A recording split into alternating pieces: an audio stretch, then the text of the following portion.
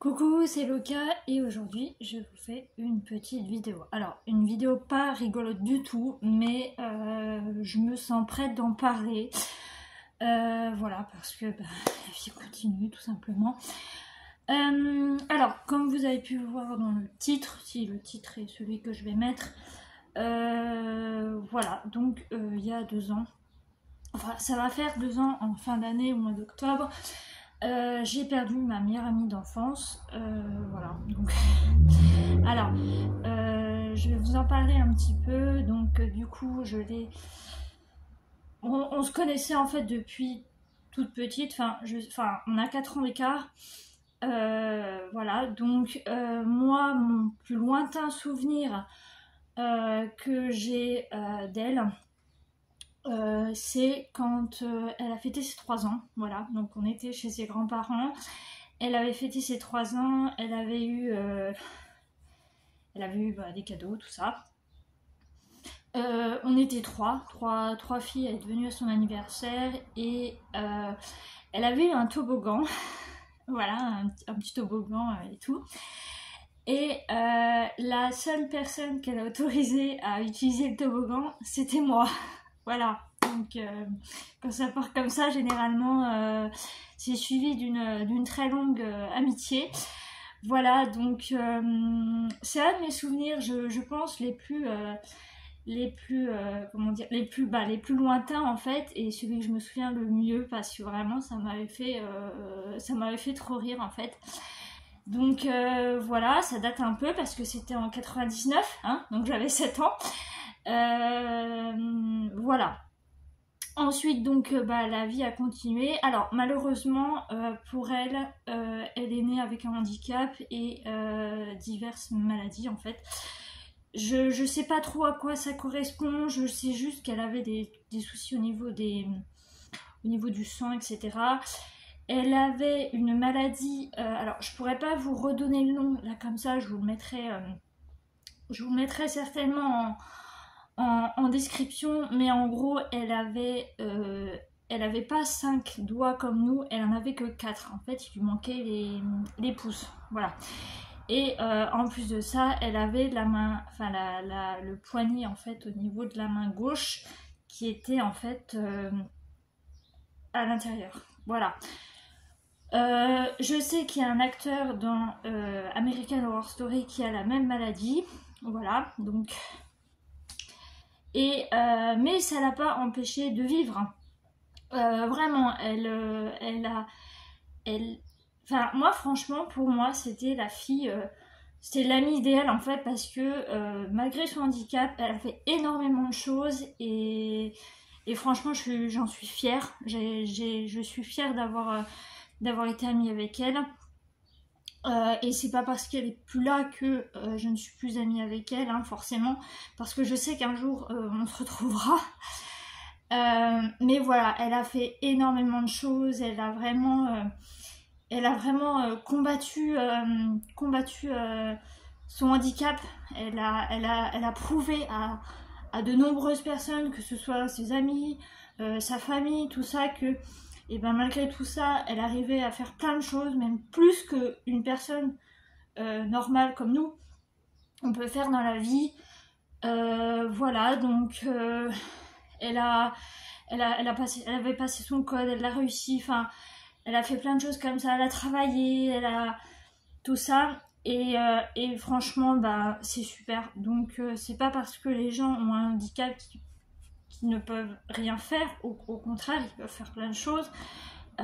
Et moi, franchement, j'étais admirative devant elle. Elle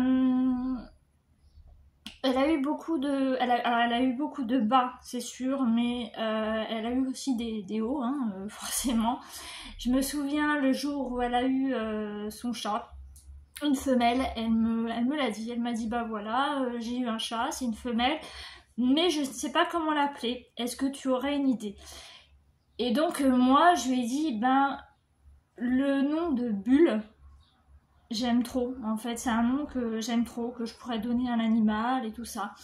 Et elle m'a dit, écoute, je vais l'appeler comme ça, voilà. Donc c'est moi qui lui ai donné le nom de son chat. Et voilà, donc c'est pareil, son chat, je l'ai vu grandir, je l'ai vu évoluer. Bon, voilà, alors je sais pas du tout ce qu'elle est devenue, je sais pas qui c'est qui l'a repris après, mais c'était devenu une grosse mémère et en plus elle faisait des... Enfin, elle griffait ses fauteuils, elle usait des saletés, tout ça, mais bon, c'était son chat et elle l'aimait quand même, donc voilà.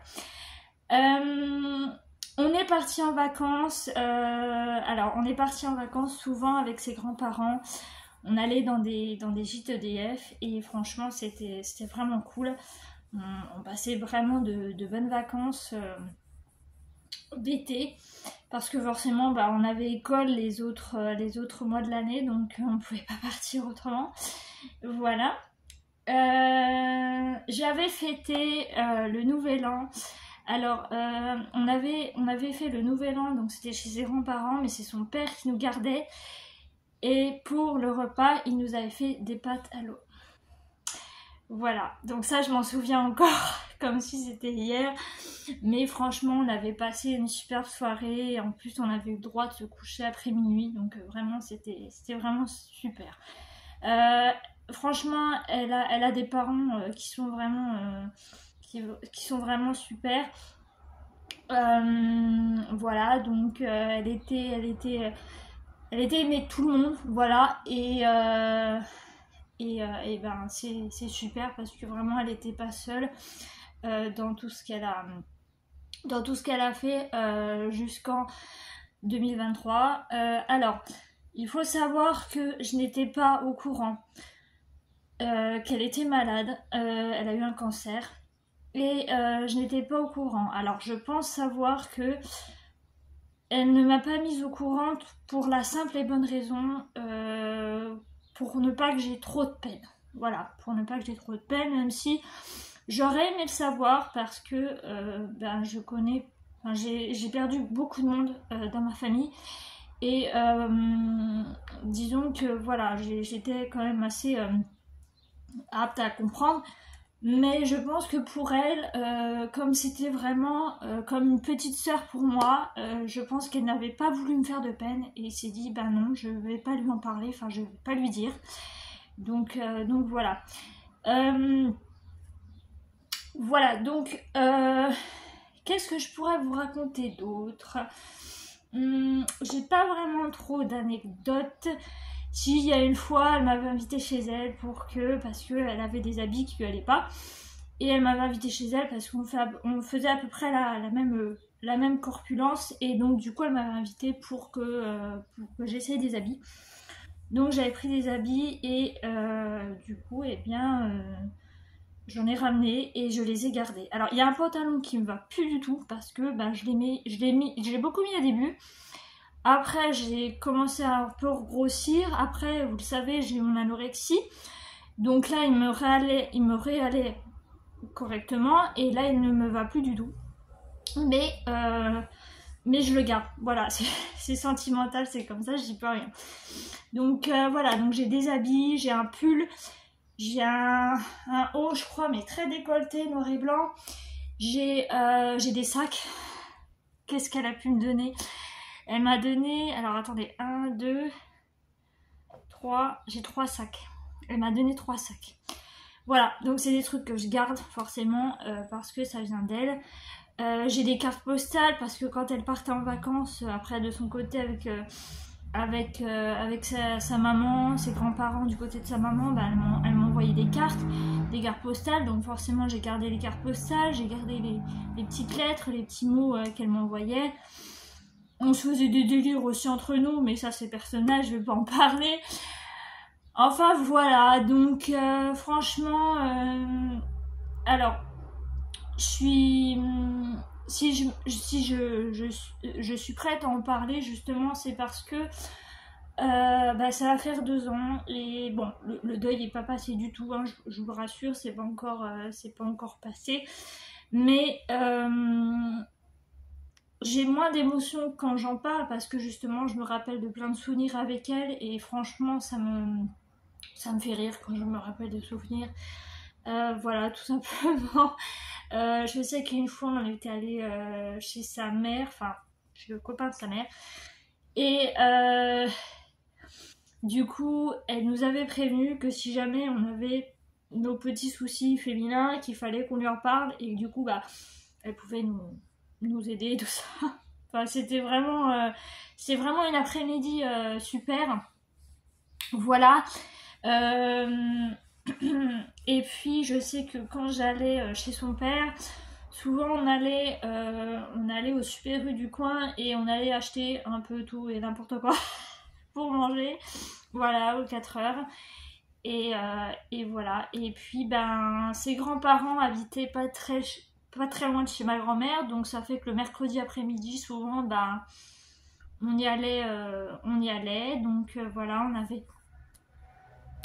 alors moi j'avais des bébés en fait, des poupons, et en fait on les promenait en poussette et tout ça, donc je prêtais pas mal de trucs parce que bon elle avait pas forcément tout ce qu'il fallait. Enfin ces bébés c'était des tout petits bébés, donc elle aimait moins. Moi j'avais des bébés grandeur nature, donc forcément c'était c'était beaucoup mieux en fait. Donc voilà. Et puis on s'amusait comme ça, elle avait sa balançoire, donc on faisait de la balançoire, on faisait plein de jeux comme ça. On avait fait aussi des... Comment je pourrais appeler ça? Des petites activités... Vous savez, c'est pas les perles à repasser, c'est les autres trucs qu'on mettait dans des trous. Et après, on pouvait faire un dessin, ce qu'on voulait. Enfin, voilà. Donc on avait ça, Franchement, on s'ennuyait pas. À cette époque-là, on n'avait pas encore les téléphones portables. Après, quand on a les téléphones portables, c'était beaucoup plus facile de se donner des nouvelles, de se parler. Alors, on a eu un temps entre 2019 et donc 2022, je crois. 2022, je crois. On a été un temps, on s'est pas trop parlé, pas parce qu'on était fâchés, au contraire, on n'était pas fâchés du tout, mais c'est parce que bon, bah, elle a fait sa vie. Moi, j'ai eu la mienne, et puis en plus, j'ai déménagé en 2021, donc voilà. Et puis bon, voilà quoi. Donc bon, chacun avait sa vie. J'aurais voulu avoir été au courant quand elle est tombée malade et que ça n'allait pas. Pouvoir l'accompagner jusqu'au bout, ça m'aurait... je pense que ça m'aurait permis d'accepter un petit peu plus son départ, je pense. Donc voilà. Alors il faut savoir que quand j'ai appris son décès, donc comme vous le savez, le 2 octobre, je m'étais fait enlever mon implant, qui s'était très mal passé d'ailleurs. Le soir j'avais eu de la fièvre et tout, enfin ça a été une horreur. Et donc le lendemain, et bah écoutez, donc je l'ai appris, sachant que c'est survenu donc la veille, donc le même jour que son décès était le même jour que le jour où je me suis fait enlever mon implant. Donc ça a été d'autant plus difficile parce que je me suis dit c'est horrible quoi. Enfin moi j'étais là en train d'avoir mal de voilà, pendant qu'elle elle était en train de s'en aller quoi. Enfin je sais pas à quelle heure exactement elle est partie, je pense dans la nuit, mais elle était déjà partie, donc voilà. Ensuite qu'est-ce qui s'est passé? Bah écoutez, il s'est passé que la première nuit, dans la nuit du 3 au 4, je suis désolée, il y a les allergies, il y a la chaleur, il fait 35 degrés, j'en peux plus. Mais je vous fais quand même cette vidéo pour... je vous la fais quand même parce que j'avais envie. Voilà. Donc il faut savoir que dans la nuit du 3 au 4, j'ai fait un rêve et elle est apparue dans mon rêve en fait. On était dans une espèce de chalet, il y avait de la neige, etc. Et en fait, elle est arrivée, elle m'a dit... Il faut que tu continues ta vie, parce que oui, j'étais pas très bien. J'étais vraiment pas bien, enfin mentalement et physiquement j'étais vraiment pas bien. Et elle me dit il faut que tu continues ta vie, moi je serai toujours là pour toi, mais il faut que tu continues, il faut que tu lâches rien, il faut vraiment que tu... En gros, faut que tu continues à vivre quoi. Et ça m'est resté cette phrase parce que dès le matin, je me suis levée, j'ai pris mon petit déjeuner, j'ai commencé à faire ma vaisselle, enfin j'ai commencé à faire le ménage dans mon appartement, j'ai commencé à tout faire. Donc vraiment j'ai commencé à me motiver un petit peu, à me dire bah tiens voilà, j'ai de la vaisselle à faire, j'ai du ménage, je vais me faire à manger, je vais voilà. Donc ça m'a vraiment motivée et voilà, donc j'en garde un... Bon, certes c'était très triste parce que le matin quand je me suis réveillée j'étais en pleurs, mais c'est quand même une bonne motivation et je regrette pas. Franchement, je ne regrette pas de l'avoir vue cette nuit-là. Et ça a été une des dernières fois. Voilà, donc je pense qu'elle a pu passer de l'autre côté comme je le pense assez facilement. J'espère en tout cas qu'elle n'a pas souffert. Même si je pense que les derniers instants lui est très difficile, notamment pour ses parents à qui je pense très souvent. J'ai pas osé appeler parce que j'avais pas spécialement envie de déranger, enfin vous savez je suis comme ça, mais ça m'empêche pas que je pense très souvent à eux. Et puis voilà, donc bah écoutez, je tenais vraiment à vous faire cette vidéo pour vous expliquer un petit peu mon ressenti, etc. par rapport à cet événement qui a quand même été un gros événement dans ma vie. Et puis au moins voilà, donc ça a été la première fois que je perds quelqu'un, on va dire de ma génération et de quelqu'un d'aussi proche. Parce que oui, comme je vous l'ai dit tout à l'heure, je la considérais vraiment comme ma petite sœur et des fois je me dis que la vie a été quand même assez injuste avec elle,